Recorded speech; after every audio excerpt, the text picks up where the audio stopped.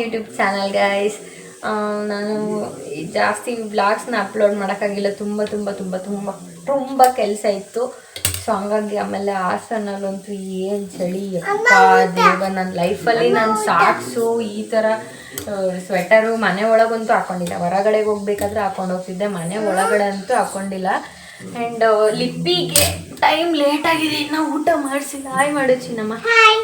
ಹಾಂ ನೋಡಿ, ಇವತ್ತು 2 ಜಡೆ ಹಾಕಿದ್ದೀವಿ ನಮ್ಮ ಲಿಪಿಗೆ. ಶೋ ಕ್ಯೂಟ್ ಅಲ್ಲ, ಚೆನ್ನಾಗಿ ಕಾಣಿಸ್ತಿದ್ಯಾ ಚಿನ್ನ? ಅಲ್ಲ ಜಡೆ ನೋಡು, ಜಡೆ ಚೆನ್ನಾಗಿ ಕಾಣಿಸ್ತಿದ್ಯಾ ನಿಜ? ಊಟ ಮಾಡಿದೀವಿ ಹೆಂಗೆ ತೋರಿಸಿ ಇವಾಗ ಊಟ ಅಂತ. ಊಟ ಈಗ ನಾವು ಊಟ ಮಾಡೋಣ. ಏನ್ ಮಾಡಿದೀವಿ ಚಿನ್ನಿ ನಾವು ಇವತ್ತು? ಊಟ ಏನು? ಅನ್ನ ಸಾಂಬಾರ್. ಏನ್ ಸಾರು? ಚಿಕನ್ ಸಾಂಬಾರ್. ಓಕೆ, ಈಗ ಮುದ್ದೆ ಮಾಡೋದು ಬೇಡವಾ ಅಜ್ಜಿಗೆ? ಮುದ್ದೆ ಬೇಕಲ್ಲ, ಅಜ್ಜಿ ನೈಟ್ ಮುದ್ದೆ ತಿಂತಾನಲ್ಲ. ಬೇಕು. ಚಳಿ ಅನ್ನಿಸ್ತಿದ್ಯಾ ಬಂಗಾರ ನಿಂಗೆ? ಇಲ್ಲ, ಚಳಿ ಅನ್ನಿಸ್ತಿಲ್ಲ. 2 ಜಡೆ ತೋರ್ಸಲ್ಲಿ, ತೋರ್ಸು.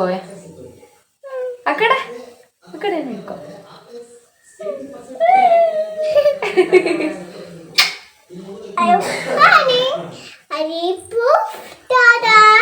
ಅದೆಲ್ಲ ತೋರಿಸ್ಬೇಕಾ? ಕಿಚನ್ ಬ್ಲಾಗ್ ಮಾಡೋಣ ಬಂಗಾರ. ಅದೆಲ್ಲ ತೋರಿಸು, ನಾವು ಅದೆಲ್ಲ ನೋಡ್ಬೇಕಂತೆ ನೋಡಿ.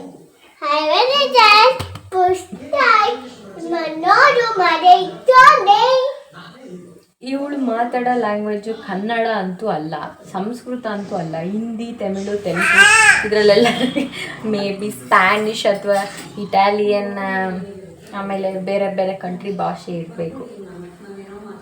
ಇಲ್ಲ ಕಾಡು ಮನುಷ್ಯರ ಭಾಷೆನೂ ಇದೇ ಥರ ಇರಬೇಕು.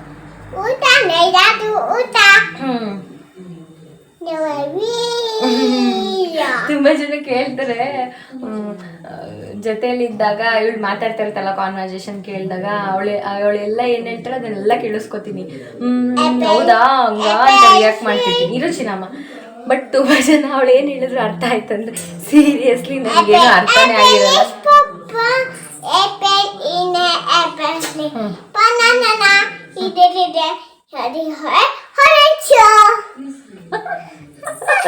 ಮುದ್ದೆ ಮಾಡ್ಬಿಟ್ಟು ಕಂಟಿನ್ಯೂ ಮಾಡೋಣ ಇಲ್ಲಿ. ಸೊ ಅದಾದಮೇಲೆ ಊಟ ಮಾಡಿ ಮಲ್ಕೊಂಡ್ವಿ. ಮಾರನೇ ದಿವಸ ಬೆಳಿಗ್ಗೆ ಎದ್ದು ನೋಡಿದ್ರೆ ನನ್ನ ಕಾಲೆಲ್ಲ ಫುಲ್ಲು ಡ್ರೈ ಆಗಿ ಟ್ಯಾನ್ ಆಗಿಬಿಟ್ಟಿತ್ತು. ಸೊ ಅದಾದಮೇಲೆ ಓಮ್ ರೆಮಿಡಿ ಇದಕ್ಕೆ ಒಂದು ಮಾಡೋಣ ಅಂತ ಮಾಡಿಕೊಂಡೆ. ಸೊ ಇದು ಫಸ್ಟ್ ಮಾಡೋಕ್ಕಿಂತ ಮುಂಚೆ ನೀವು ಉಗುರಲ್ಲಿರುವಂಥ ನೈಲ್ ಪಾಲಿಶ್ ಎಲ್ಲನೂ ಕೂಡ ರಿಮೂವ್ ಮಾಡಬೇಕು. ಸೊ ಅದಾದಮೇಲೆ ಉಗುರು ಕೂಡ ಕ್ಲೀನ್ ಆಗಬೇಕಲ್ವಾ.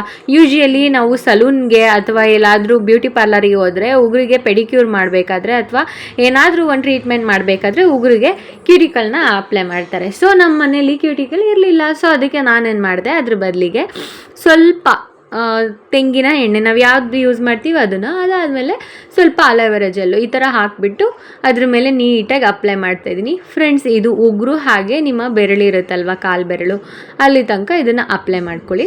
ಸೊ ಅದಾದಮೇಲೆ ಒಂದು ಟಬ್ಬನ್ನು ತೊಗೊಳ್ಳಿ. ಟಬ್ಬಲ್ಲಿ ವಾರ್ಮ್ ವಾಟರ್ ಅಂದರೆ ಉಗುರಿನ ನೀರಿಗೆ ಕಂಪ್ಲೀಟ್ ಆಗಿ ₹1 ಕ್ಲಿನಿಕ್ ಪ್ಲಸ್ನ ಶಾಂಪೂನ ಹಾಕ್ತಾ ಇದ್ದೀನಿ. ಫ್ರೆಂಡ್ಸ್, ನೀವು ನಿಮ್ಮ ಮನೇಲಿರುವಂತಹ ಯಾವುದೇ ಶಾಂಪೂ ಕೂಡ ಯೂಸ್ ಮಾಡ್ಬೋದು, ಇದೇ ಬ್ರ್ಯಾಂಡ್ ಯೂಸ್ ಮಾಡಬೇಕು ಅಂತ ಏನಿಲ್ಲ. ಜಸ್ಟ್ ಇದು ನಿಮ್ಮ ಕಾಲಿಗೆ ರಿಲ್ಯಾಕ್ಸ್ನೆಸ್ಸು, ಹಾಗೆ ನಿಮ್ಮ ಕಾಲು ಸ್ವಲ್ಪ ಡ್ರೈ ಇರೋದು ಅದರಲ್ಲಿ ಸೋಕ್ ಆಗಲಿ ಅಂತ ಅಷ್ಟೇ ಒಂದು ಇಂಟೆನ್ಷನ್ಗೆ ಇದನ್ನು ಯೂಸ್ ಮಾಡ್ತಾ ಇರೋದು. ಈ ಥರ ಮಾಡೋದ್ರಿಂದ ಕಾಲು ನಿಜವಾಗ್ಲೂ ಒಂದು ಫ್ರೆಶ್ನೆಸ್ನ ಹೊಂದುತ್ತೆ, ಹಾಗೆ ನಿಮಗೆ ತುಂಬ ರಿಲ್ಯಾಕ್ಸ್ ಥರ ಅನಿಸುತ್ತೆ. ನಾನಿಲ್ಲಿ ಇದನ್ನು ಇಲ್ಲಿ ನಮ್ಮ ಮನೆ ವಾಷಿಂಗ್ ಏರಿಯಾ ಇದೆಯಲ್ಲ, ಸೊ ಅಲ್ಲಿ ಕೂತ್ಕೊಂಡು ಮಾಡ್ತಾಯಿದ್ದೀನಿ. ಯಾಕಂದರೆ ನಮ್ಮ ಮನೇಲಿ ಬೇರೆ ಕಡೆ ರೂಮಲ್ಲಿ ಎಲ್ಲ ಮಾಡೋಕ್ಕಾಗಲ್ಲ, ಕತ್ಲೆ ಇರುತ್ತೆ. ಸೊ ಲೈಟಿಂಗ್ ಎಲ್ಲ ಅಡ್ಜಸ್ಟ್ಮೆಂಟ್ ಮಾಡ್ಕೋಬೇಕು, ನೀರೆಲ್ಲ ಇರುತ್ತಲ್ವ. ಸೊ ಮನೇಲಿ ಬೈತಾರೆ, ಅದಕ್ಕೆ ವಾಷಿಂಗ್ ಏರಿಯಾದಲ್ಲಿ ಕೂತ್ಕೊಂಡು ಮಾಡ್ತಾಯಿದ್ದೀನಿ. ಸೊ ಅದಾದಮೇಲೆ ಒಂದು 5 to 10 ಮಿನಿಟ್ಸು ಅಷ್ಟೇ, ನಿಮಗೆ ತೀರಾ ಟೈಮ್ ಇಲ್ಲ ಅಂದರೆ 5 ಮಿನಿಟ್ಸು ಸೋಕ್ ಮಾಡಿದ್ರೆ ಆಯಿತು. ಅದಾದಮೇಲೆ ಜಸ್ಟ್ ನಾನು ಈ ಥರ ಒದ್ದೆ ಆಗಿರುತ್ತಲ್ವ ಕಾಲು, ಅದನ್ನೆಲ್ಲ ನೀಟಾಗಿ ಒಂದು ಬಟ್ಟೆಯಲ್ಲಿ ನೀಟಾಗಿ ಡ್ರೈ ಮಾಡ್ಕೊತಾ ಇದ್ದೀನಿ ಕಾಲನ್ನ.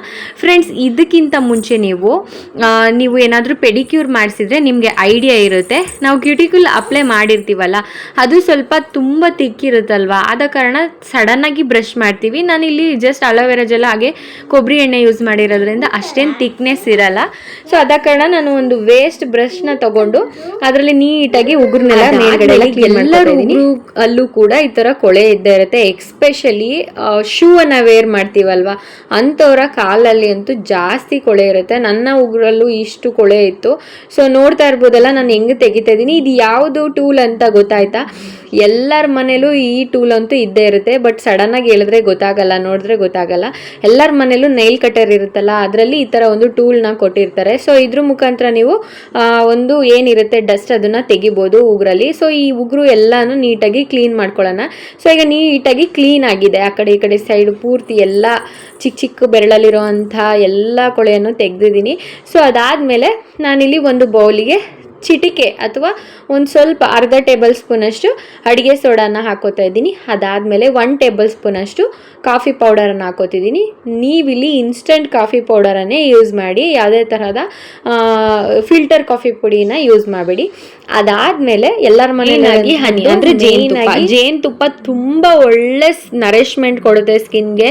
ನೀವೊಂದ್ಸಲ ಟ್ರೈ ಮಾಡಿ ಒಂದು ರೆಮಿಡಿನ, ನಿಜವಾಗ್ಲೂ ನಿಮಗೆ ಒಂದು ರಿಸಲ್ಟ್ ಗೊತ್ತಾಗುತ್ತೆ. ಅದಾದಮೇಲೆ ಟೂತ್ ಪೇಸ್ಟನ್ನು ಹಾಕ್ಕೊಳ್ಳಿ. ಎನಿ ಟೈಪ್ ಆಫ್ ಟೂತ್ ಪೇಸ್ಟ್ನ ನೀವು ಯೂಸ್ ಮಾಡ್ಬೋದು, ಕೋಲ್ಗೇಟ್ ಅಥವಾ ಎಕ್ಸೆಟ್ರಾ ಯಾವ್ಯಾವ ಬ್ರ್ಯಾಂಡ್ ಇದೆ ಎಲ್ಲ ಬೇಕಾದರೂ ಯೂಸ್ ಮಾಡ್ಬೋದು.